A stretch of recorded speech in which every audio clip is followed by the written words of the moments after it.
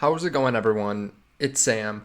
I just saw a multi-trillion dollar financial institution go on an absolute rampage on Twitter.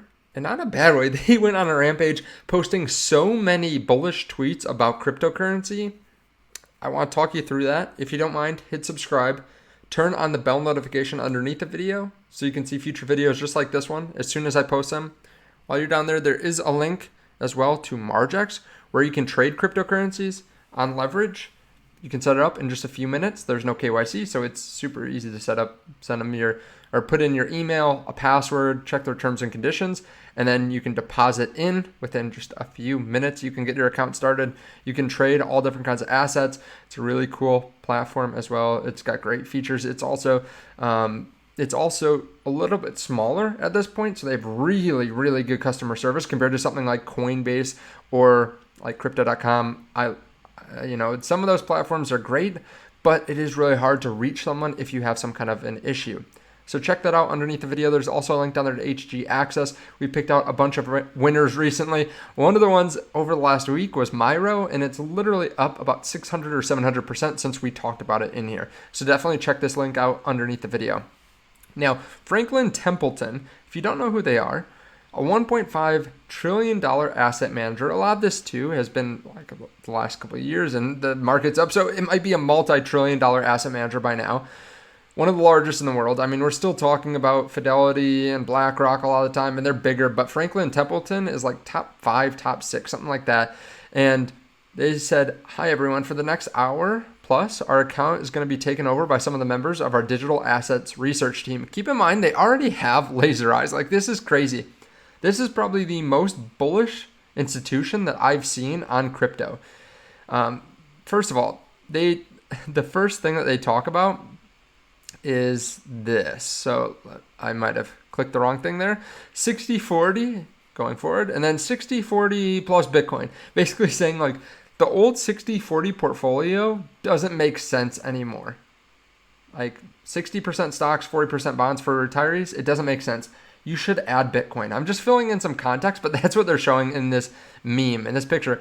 Now, I found something interesting. I basically looked at how well a portfolio would do if you invested 95% into cash, just leaving it in cash, sitting under your mattress, literally not getting any kind of APY, nothing like that.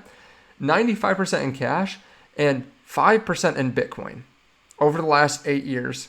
I'm not cherry picking. This is just about as old as we could go here. I'm not even going into where Bitcoin was going up, 100x or something like that. This is just going back to 2016. If you had just put 5% in Bitcoin, the rest just sitting in cash, earning nothing, you would have gotten about 16,000 out of your Bitcoin portfolio. You'd still have about the 39,000 in cash. So you have made about $56,000. You'd have a portfolio of about 56,000, assuming you invest $100 a week. If you compare this to the S&P 500, where you invest over the same time span, you invest the same amount. In the S&P 500, with dividends reinvested, you would have $52,725. So you would have made more in 95% cash and 5% Bitcoin than you would in the S&P 500. That's nuts. Like, everyone talks about the S&P 500 being the golden ticket to financial freedom, to retirement. Just put all your money in the S&P 500. That's what early retirees talk about, just saying they will always recover. Well, Bitcoin's always recovered, and it's always made new highs, and even going mostly cash without earning anything, which is stupid. You should have it in treasuries or something like that. Even doing that, you still outperform the S&P 500. So them posting about the 60-40 plus Bitcoin makes sense to me. This could boost a lot of people's retirement funds because when you account for inflation, 60-40 really doesn't cut it. A lot of people have bonds, but 2022 was a rough year for stocks and it was a rough year for bonds. So they are sometimes correlated. So anyways, Franklin Templeton said that. They also talk a lot more about crypto. They say we're excited about ETH and its ecosystem despite the midlife crisis it's recently experienced. Midlife crisis, just being down, I guess, against Bitcoin. We see a bright future with many strong tailwinds to push the Ethereum ecosystem forward. EIP 4844, Alt DA, community revitalization and restaking. EIP 4844 is just basically a way to lower the fees, increase the amount of transactions that can go through, that kind of thing. So that is coming. We also know that is deflationary. A lot of institutions are interested in this. I think there's even JP Morgan, who obviously Jamie Dimon hates Bitcoin, but people at JP Morgan were talking about how Ethereum staking could be a $40 billion a year business. This is multi-years ago, but it is deflationary now, so it makes sense why people are bullish for the next bull run. And really, before we show the next tweets, I think this is priceless advertising. It's one thing for me to talk about crypto. Maybe I have, let's say I had the same audience size as Franklin Templeton. It's one thing for me to talk about. I'm just some random guy, right? Franklin Templeton runs trillions of dollars. They are one of the most well-respected money managers out there, investing platforms, whatever. They're one of the most well-respected ones out there. That's why they have so much money there. And it's basically like a stamp of approval. So someone that is wondering whether they should invest in Bitcoin sees this and they get bullish. They say, maybe I should be buying this. I'd like to see more numbers like this broken down. Like, hey, if you went 5% crypto or 5% Bitcoin and 95% cash, you'd still outperform the S&P 500. I'd love to see text like or messages like that.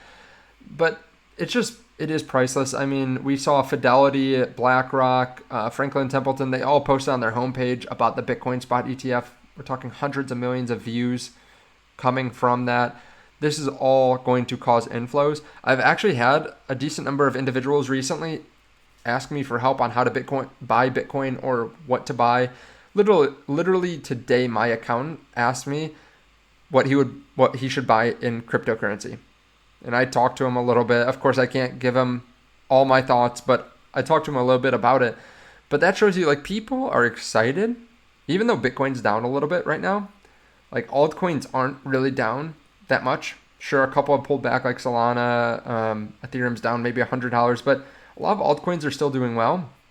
A lot of people are excited, and new people are coming into the market for the first time in a couple of years, and they're coming early. They're coming earlier than last bull run. Like, a lot of people came in at the very beginning of 2021 or partway through 2021, and we're already seeing people come before the halving. That's crazy. So get ready for an exciting time. Now, moving on from there, though, they did post some more tweets. Ordinals and layer 2 solutions on Bitcoin shouldn't be ignored. These are vital to solving Bitcoin's economic security problem and increasing Bitcoin's utility as a SOV. One layer 2 on Bitcoin that I'm paying attention to, ZK rollup layer 2 that's EVM compatible is Satoshi VM. I've talked about this a lot recently, but there are a lot of people that are interested in this, a lot of people posting about this. I am an investor in this as well. So, take what I say with a grain of salt, but I'm bullish on this. This is layer 2. I would not be surprised if more layer 2s continue to explode, especially as more and more people get into Bitcoin. And then you can see Franklin Templeton. In crypto, speculation is a feature, not a bug. Speculation. They're talking about, like, without saying it, but meme coins, high risk investments, maybe leverage trading. You can see that over on Margex if you want leverage trade. But speculation is a feature, not a bug. They're basically saying that this is part of crypto. Memes are part of crypto. High volatility is part of crypto. It's okay. That's how you get some of these massive gains. That's how people get so excited about crypto in the first place. They also talk about Solana. On Solana, we see Anatoly's vision of a single atomic state machine as a powerful use case of decentralized blockchains, lowering information asymmetry, and we are impressed by all the activity seen on Solana in Q4 2023, DePen, DeFi, meme coins, NFT innovation, Fire Dancer. So they are bullish on Solana as well. And they also say outside of other layer 1s or other L1s outside of Bitcoin, ETH, and Sol have massive potential, but we're continuing to support, monitor, and develop on these networks as they grow and mature. So they're supporting developing on these networks. That's interesting. Of course, they're monitoring probably everything in crypto, but supporting and developing on these networks is interesting too. Like, what other L1s do you think they're interested in? I would assume they're probably interested in, let's say, Chainlink.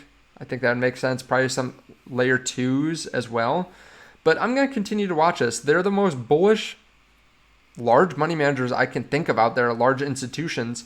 And like I said, this is really priceless advertising. This is better than anyone else getting views on posts about crypto, because this is coming from someone that's well respected.